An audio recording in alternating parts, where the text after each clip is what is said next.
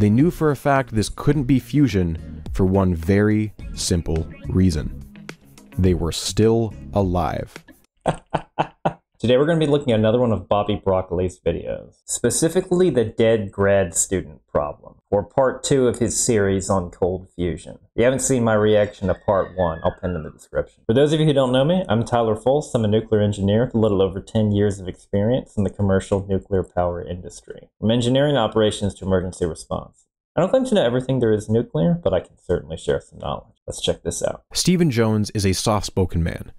He's just spent the better part of an hour speaking to a room full of Washington politicians about his work in cold fusion. He comes off as humble, downplaying his work as a nuclear physicist. Like most professors at Brigham Young University, he is a devout Mormon. Most of his colleagues know him to be trustworthy, honorable, some might even call him a Boy Scout. Sure. And it was almost certainly burning him up inside that for the past month, Stanley Pons and Martin Fleischmann had been accusing him of stealing their work. Wow. The plot thickens.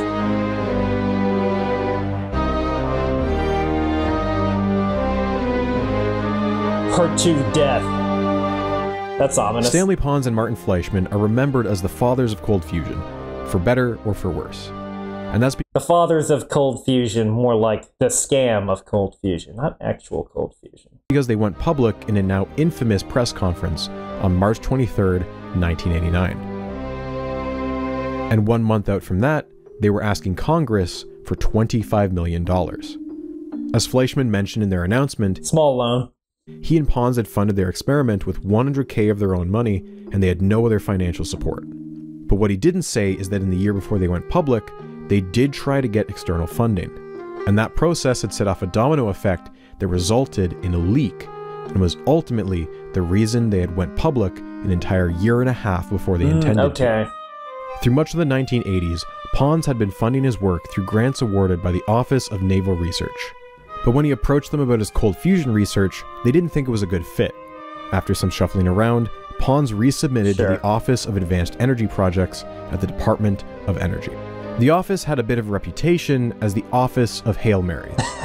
Its administrator, Richard Gajewski, once called it the home of orphans and infants. For those of you who think regular fusion is a Hail Mary, cold fusion is what fusion is to regular fusion, as far as Hail Marys are concerned. Nah, I'm kidding. Regular fusion isn't that bad.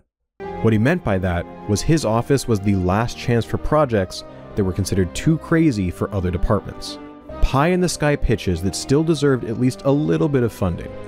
Gajewski had a lot of power in this office, and he liked to pick favorites. As it happened, one of his longest-running funding programs was for a professor at BYU, Stephen Jones. Jones was one of the experts in a niche area called muon-catalyzed fusion. A muon is basically a really heavy electron. It has the same negative charge, but it's about 200 times bigger. And that's shown in his little sketch here by them orbiting that much closer to the nucleus than an electron. A muon is a particle similar to an electron. It's just 207 times as massive. Oh, there you go, 207. A muon can replace an electron orbiting a nucleus of deuterium. Because a muon is so much heavier, its orbital radius is almost 200 times as small. This allows two atoms to sit much closer together, which vastly increases the odds of fusion. Muon-catalyzed fusion can and often does occur at room temperature. That's true. It really does. The thing is, muons have a half-life of a couple of microseconds. It's actually decently high for a subatomic particle, but for you to make a power plant out of this, no. Compare that to fission, where a free neutron by itself has a half-life of about 15 minutes. Plenty of time for it to induce fissions in a nuclear power plant. Neutrons undergo beta decay into an electron and a proton. After it was first demonstrated in 1956, for about a decade, researchers scrambled to perfect it, hoping that it would unlock an immense new energy source.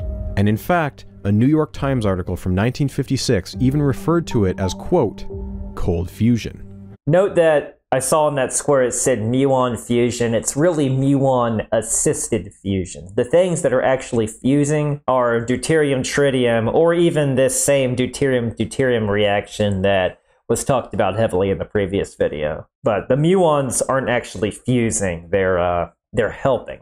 Kind of like in a thorium reactor. The thorium isn't exactly undergoing the fission. It's uranium-233 after thorium captures a neutron and undergoes a couple of beta decays. The issue is that the numbers just weren't there. It wasn't frequent enough to sustain itself as an energy source. But the concept never fully died. It's that short half-life is what does it. But even if their half-life was longer, let's say it's 15 minutes, similar to that of a neutron, it still costs more energy to get the muons than you would from the fusion reaction. So these magical longer half-life muons, if they existed, you'd have the same problem as regular hot fusion. But that's not to say it's worthless. You just can't make electricity from it. It's still an interesting study into quantum tunneling and running an experiment that drastically increases that probability. I still think it's cool, but you're just not seeing a muon fusion reactor anytime soon. Steve Jones at BYU was one of its true believers. Gajewski clearly took a shine to him. He'd funded Jones for 6 years now, giving him around $250K a year by 1988. It was a strong show of faith. But Jones knew, wow, $250K in 88, that's close to $700K a year now. His clock was ticking. Gajewski was getting pressure from his bosses to call it quits on Jones's work. Muon-catalyzed fusion was as dead now as it was 30 years earlier. He needed to pivot. Inspiration came in September 1988 when Gajewski sent Jones a proposal. The title was The Behavior of Electrochemically Compressed Hydrogen and Deuterium. Okay. And it was submitted by Stanley Pons and Martin Fleischmann. Sounds like the same idea, compressing, but if by hydrogen, are they talking about fusion with hydrogen-1 and deuterium? That don't sound right. Let's see what they mean. Jones was intended to act as a neutral referee, 1 of 5. The proposal was confidential. The cover specifically mentioned, quote, to use the information contained in the proposal for evaluation purposes only. You can probably guess where this is going. Later, Jones and BYU's legal team would release a detailed timeline of his research on fusion, supported by pages and pages from Jones's own notebook. BYU has documents such as these lab notebooks showing their work goes back to at least 1986. And if you watch his testimony in Congress, he will hammer home the point that he'd been working on this for years. Deuterium into metals is going to lead to fusion, which we had in early '86. I should say, by the way, that this has been funded by this same Advanced Energy Projects, this particular idea, cold nuclear fusion, since '86. We pioneered that in May of 1986. Wow. Jones has claimed that while his primary focus had been on muon-catalyzed fusion, he had spent some time and funding working on more traditional fusion work, like that of Pons and Fleischmann, even before he saw their proposal. And this is technically true. In March 1986, Jones had a chance run-in with a geophysicist, Paul Palmer, who had an idea that fusion can take place within the Earth via extreme pressure. They began to spitball the idea of piezonuclear fusion. Piezo means pressure in Latin. So the piezoelectric effect is when something like quartz generates electric charges when subjected to pressure. But it would take a ton of stress and pressure and really strong electric fields to get things close enough for fusion to occur via quantum tunneling, kind of like the muon-catalyzed fusion, except here we're dealing with something more macro than micro, just a lot of pressure and electric fields. But I don't know. Such a thing hasn't actually been proven, but it's something that's not impossible, but generating that much energy, I think you're going to be better off building a tokamak or a stellarator or inertial confinement or something else, just because of the really high energy requirements to overcome the Coulomb barrier. In a memo dated April 1st, 1986, Jones wrote, "Could it be that metal hydrides provide an environment conducive to confinement and fusion of hydrogen isotopes?" And on April 7th, Jones, although he never actually uses the word electrolysis, he does write down several different metals. Among them is palladium.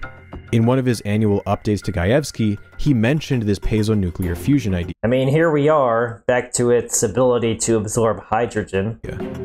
Two of Jones's graduate students, in May 1986, began experiments where they would load hydrogen into metals via electrolysis. Crazy pressure. But after months of attempts, nothing useful came of the experiments, and in September, they abandoned the idea. The most they got out of it was 2 term papers. And so, if we want to be lawyers about it, Jones's group did, independent from Pons and Fleischmann, come up with a cold fusion concept as early as 1986. But they soon put the idea on a 2-year-long hiatus. Jones's later explanation for the hiatus is that they were waiting on a colleague to build an ultra-sensitive detector that would allow them to continue the experiments. This detector was indeed finished around August of 1988, and we know from Jones's own notebook that he assembled his team for a meeting on August 24th, and they discussed restarting the fusion project.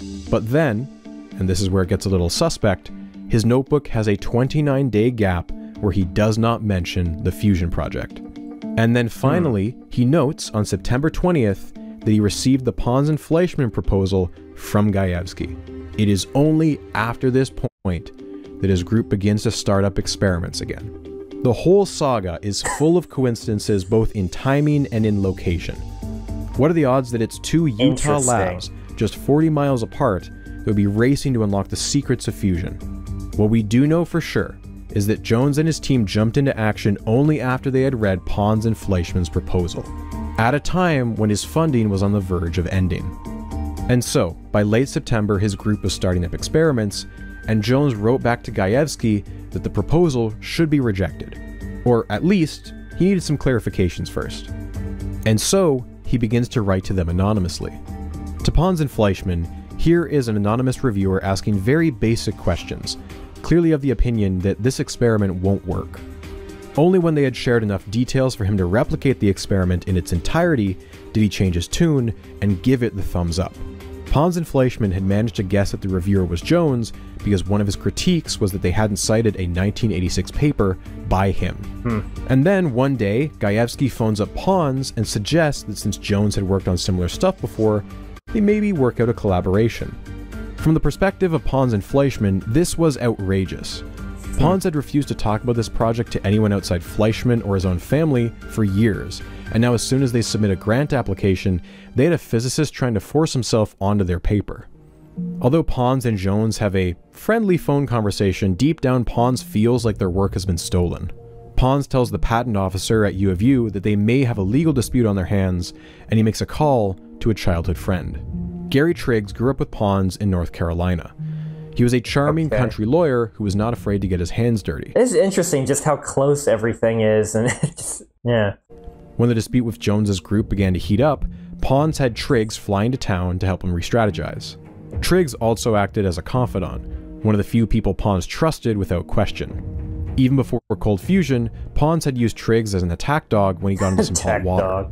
At least 2 prior collaborations involving Dow Chemical and Synthetech used Pons as a researcher.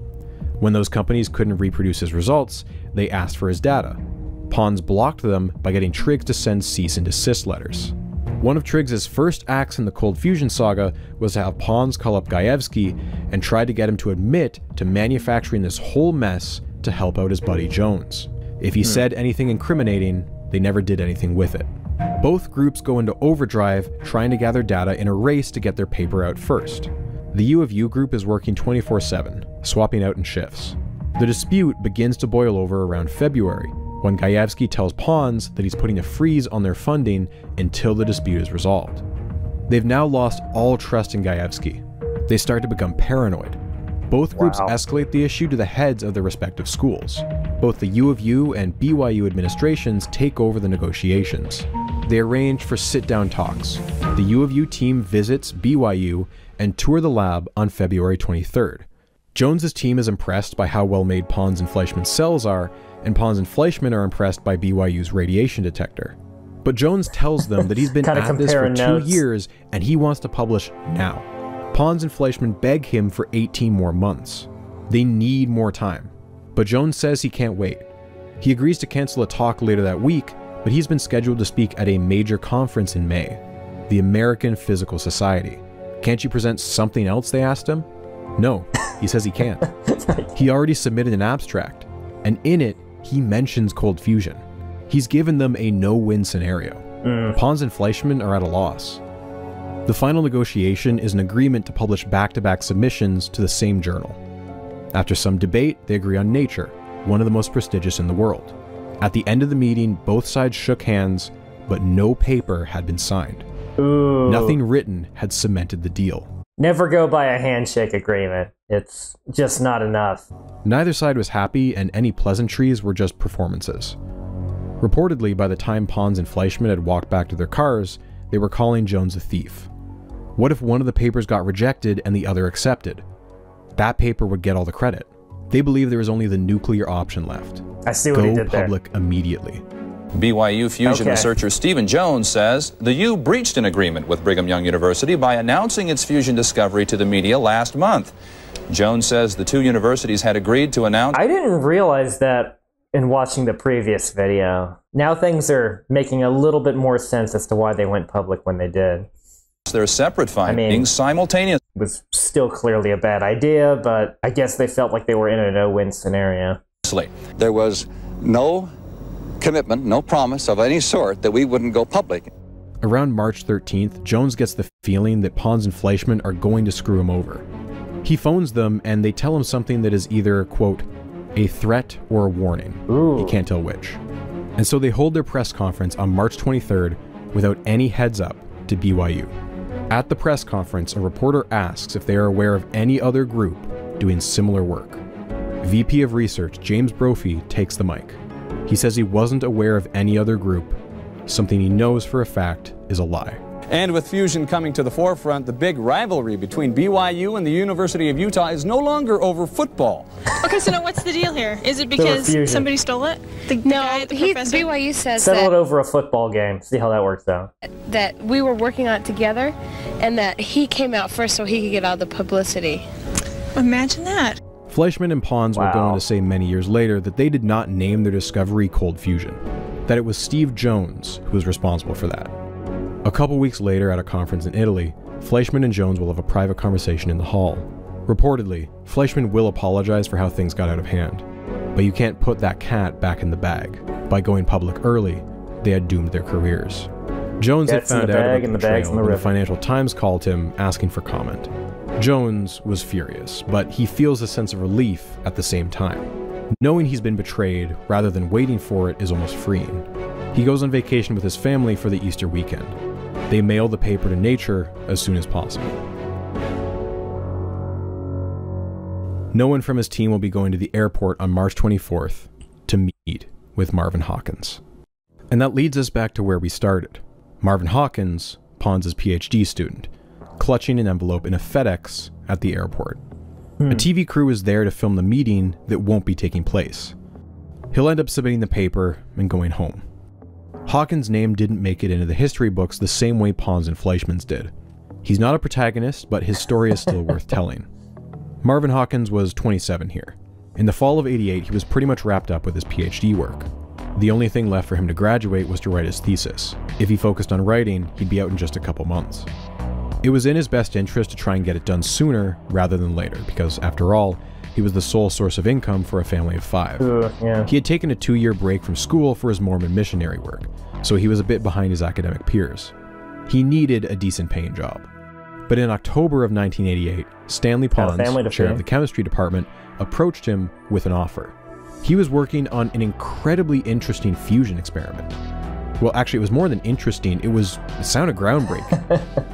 The sort of thing that could win a Nobel Prize. Yeah. It would certainly delay his graduation, and it wouldn't pay him very much, just $10K a year.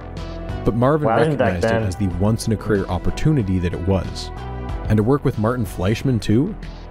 When it came to chemistry, that man was a god. Stanley Pons was a secretive man. Outside his family and his mentor Fleischmann, he'd barely told anyone about this. His wife worked as his secretary, and up until August, he'd had his son Joey run most of the experiments. But he was getting married that month and left the lab. With a vacancy to fill, Pons approached Marvin. Part of why he chose Marvin was that he knew he could set up experiments on his own. He wouldn't need outside help. Fewer chance of a leak. Marvin worked for months, and to hear him tell it, without much help from Pons and Fleischman, on developing the cells that would soon become world famous. Does everyone you build now work? Or world infamous? No. You know, as with any scientific endeavor, you've got some build-up, some mistakes, some reevaluation, some new processes that you want to incorporate. It's true, As January turned into February, it was clear to him that Pons' group was in a race with someone at BYU. Whoever published first was guaranteed to make it into the history books. And whoever was second might, if they were lucky, get a single mention at the end of a long paragraph. They began to pull 24/7 shifts. Quote, "There were times where I would go home for 3 or 4 hours and sleep and then get up and go back. And that happened for a month and a half.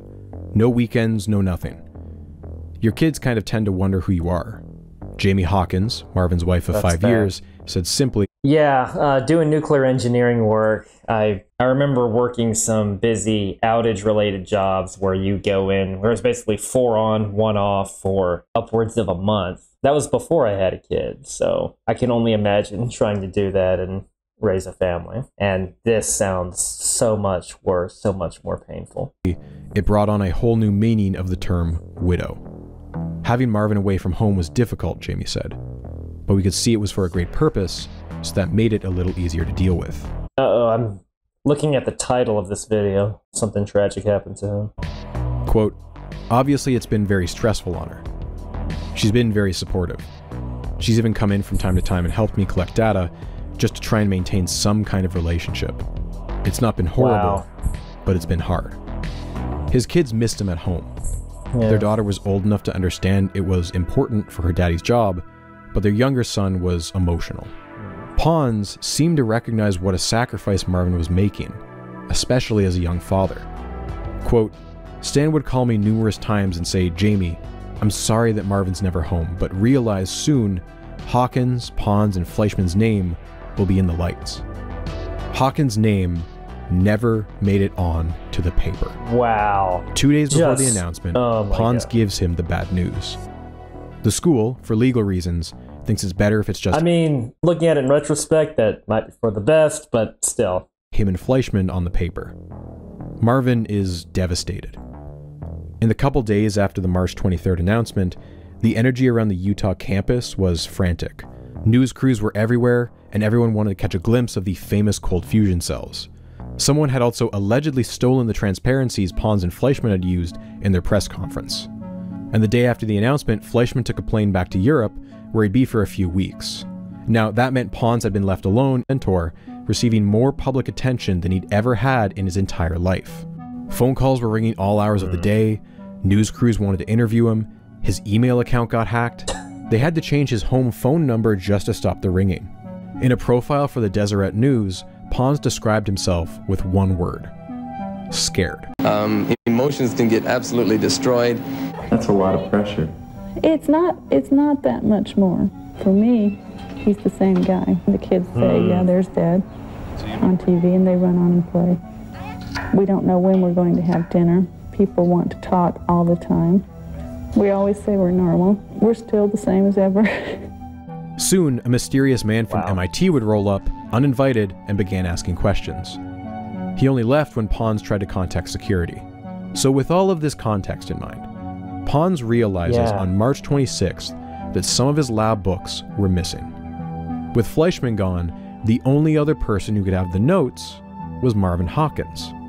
And so, Pons calls up another grad student, Mark Anderson, and asks him to take over a bit of the work from Marvin Hawkins. Here is where it gets odd.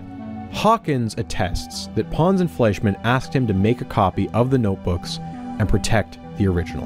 And so he did that, making copies and then putting the originals in his brother's safety deposit box. After weeks of endless hours stuck in the lab, Hawkins and his family go on a ski trip for the holiday weekend, which Pons had supposedly offered to pay for. On Monday the 27th, Pons calls Hawkins and urgently tells him he needs the notebooks that day. It's not much of a leap for Pons to assume that Hawkins is upset with his name being left off the paper and that he may have taken the notes for leverage. Unaware that Pons suspects him of anything nefarious, Marvin leaves the ski trip and drives into Salt Lake City to drop off the photocopies of the notebooks and then returns back to his family vacation. But Pons is not happy with just the photocopies. This is crazy. And when Marvin checks in via the phone, Pons tells him he needs the originals right now. He essentially accuses him of stealing the notebooks. Pons and Hawkins' stories contradict each other quite a bit here. Pons claims he got a call from the Mormon church saying the notebooks were with them, and he should come pick them up. He alleges that Hawkins tried to sell the notebooks for millions of dollars or as some sort of religious donation. When Hawkins returned to the lab, Pons threatened to send the police after him. Eventually, Hawkins returns the notebooks, realizes he's been replaced, and leaves for his vacation a third time, but in a significantly worse mood. And finally, on April 4th, he receives a letter from Stanley Pons. He's been fired. Hawkins immediately goes to the administration and says he'll go to the media if they don't rectify the situation. Wow. He even calls Fleischman, who tells him he'll try and talk some sense into Stan. A day later, Pons and Hawkins sit down and have a meeting with two neutral third parties. In it, they agree that Hawkins should be allowed to finish his thesis, and his name will appear on the paper in the form of an errata. Marvin Hawkins, despite everything Pons put him through, still defends him to this day. Forgetting to add an author to a paper, especially when there are only 3 total, is not a very common mistake. When the errata was published, it raised eyebrows across the field, but it was not even the most suspicious correction.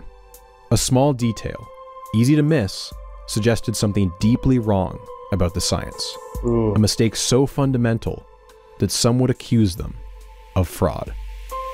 Whoa. When Stanley Pons addressed a crowd of 7,000 chemists at a stadium in Dallas, he was their rock star. He had delivered not just a win to the field of chemistry, but he had done what so many physicists had been failing to do for decades. Chemistry and physics are sibling fields, and they go hand in hand. And yet they compete with each other. But the scientists who study them naturally develop rivalries. And so to their peers, Pons and Fleischman were heroes. But to the... So I'm not a scientist, so I never really felt that sort of thing, but I haven't really felt it much between types of engineers. Like, there's not one between, like, nuclear engineers or software engineers, for instance. Not as much overlap, I guess. I mainly see it towards the engineering department versus, say, the operations department or the maintenance department is where those kind of rivalries tend to show up. And a lot of it's kind of more jokingly, but I can't say I've ever really felt that way. Physicists, they were tourists. A pair of overconfident hucksters messing with things they didn't fully understand. What does that mean? Fritz Will, former president of the Electrochemical Society, recounted a story where a Nobel laureate of physics told him, quote, "Fritz, if cold fusion were ever to be discovered, it wouldn't be discovered by a chemist." If you look at the confirmations, they come principally from electrochemists rather than from physicists. If you look at the negative criticism, they come principally from physicists. After people have been studying these reactions for 50 years, and they really have, that somebody at Utah, happens to stumble across a previously unseen low-energy reaction, the odds are pretty small. Even worse in their eyes was that Pons and Fleischman had committed two major transgressions. The first was that they had gone to Washington and begged for money from Congress, a blatant attempt to skip over the usual peer-reviewed budgetary process. Yeah. The second was jumping the gun with a press... That's the equivalent of, like, your boss won't fund the project, so you're going over your boss's head all the way up to the board, or even worse, because this would be external from the government. So yeah, that's not even as extreme of an example. Conference before they published a paper. And frankly, we're getting a little bit tired of having science done by news conference. I wonder where your greatest responsibility is. Is it to the general public through a press conference, or is it to the scientific community? And I submit that is the case, that the public had a right to know as soon as possible. But if most physicists were caught off guard by the announcement, none were more shocked than the physicists working next door to Pons and Fleischman at the University of Utah. You would think that at least one of them, hopefully a specialist in nuclear science, would have been asked their opinion, but no. Chase Peterson's mandate of secrecy meant that he had really only consulted with 2 physicists. His VP, James Brophy, an administrator who hadn't done research in years, and a distant relative, Hans Bethe, over at Cornell. When some of those physics profs attempted to speak to Pons directly, they found him in his office, swamped with calls. They were getting messages from physics departments all across the country with the assumption that they had seen and signed off on Pons and Fleischmann's work. They hadn't even seen the paper yet.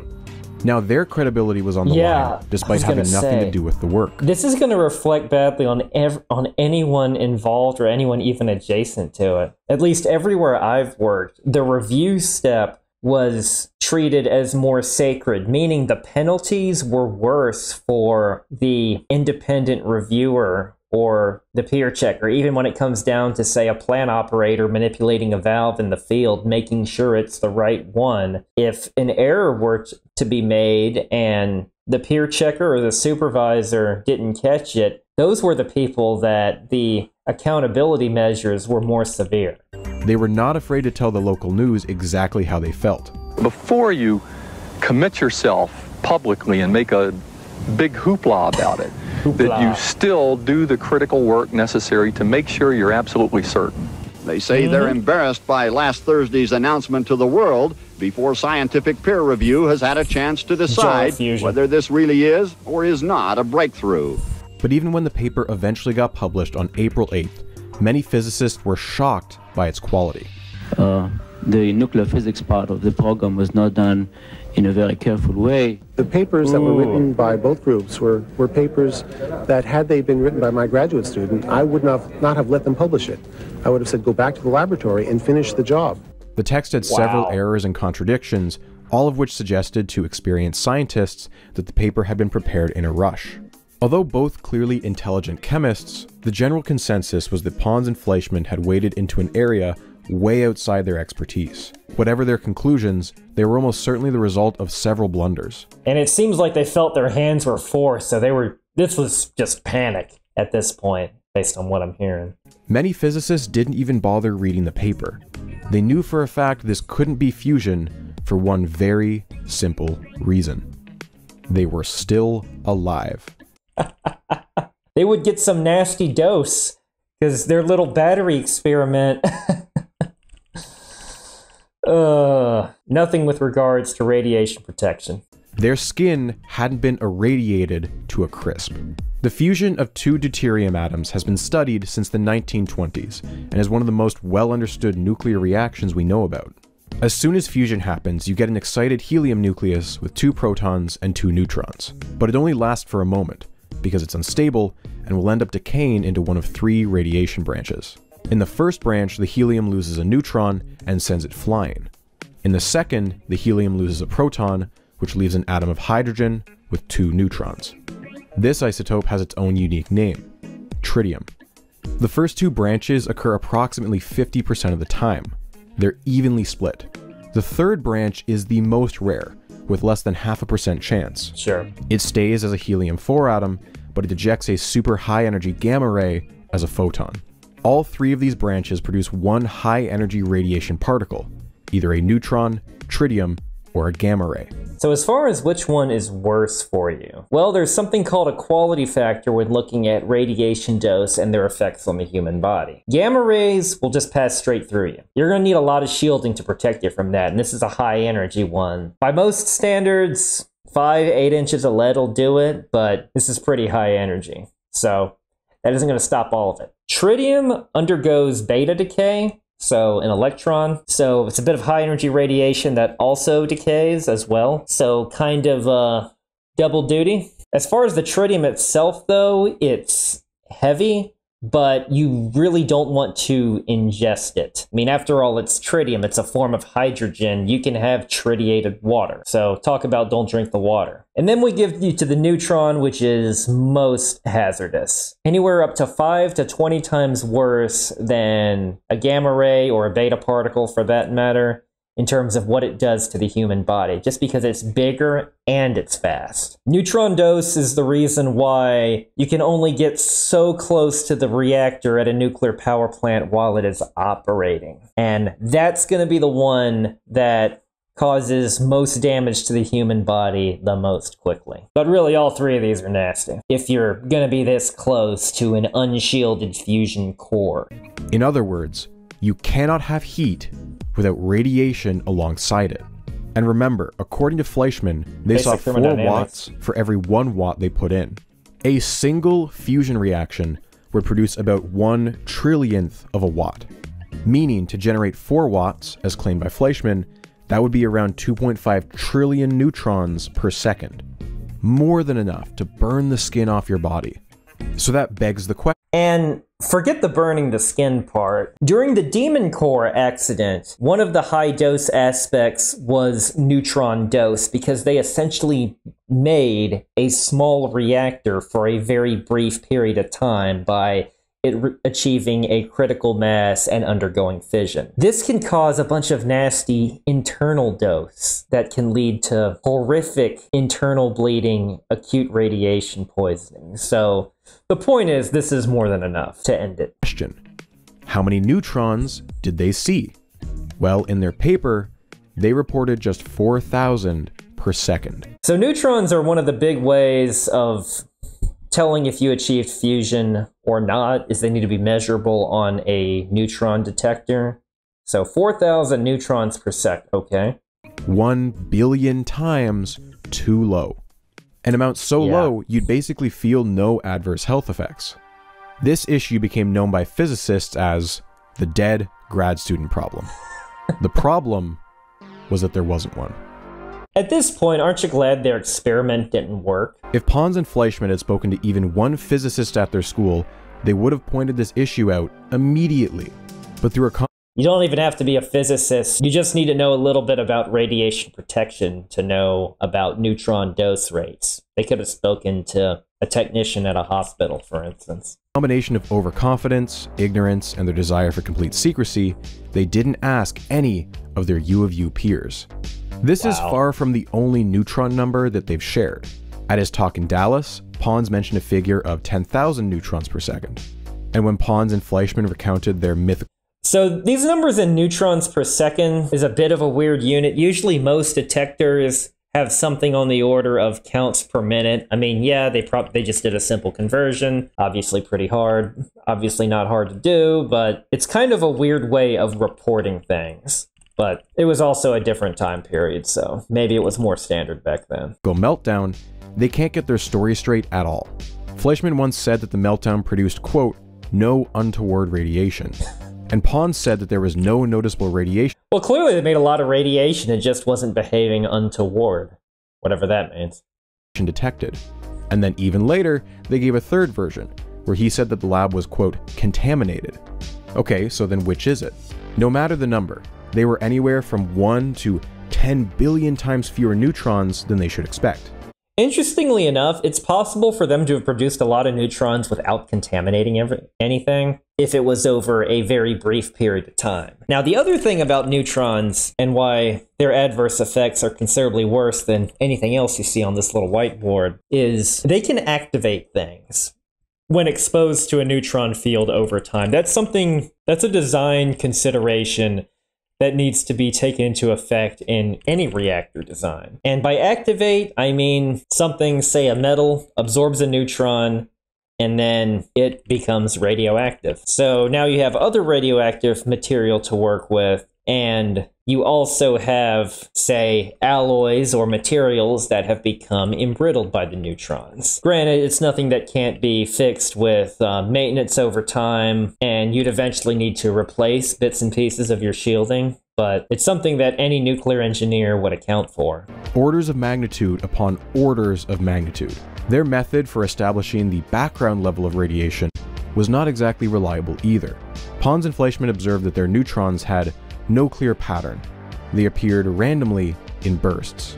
But all around us, cosmic rays from outer space result in small, random bursts of neutrons all the time. Sure. That is background radiation. Neutrons and just about anything else. A lab underground will have a lower background than one above ground, and even air pressure can have a huge impact. Apparently, to get their background level, they took 2 measurements, one right next to their cell, and then one at a spot 50 meters away. This is not a useful background test because the location is completely different.